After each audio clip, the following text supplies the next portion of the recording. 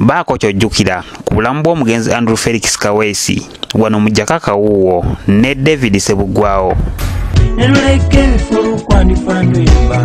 Abantu baga nti poliisi ekwata abantu ng'ate bamaze okuteebwa ku bukalu bwa kooti oba kye bayita court bail.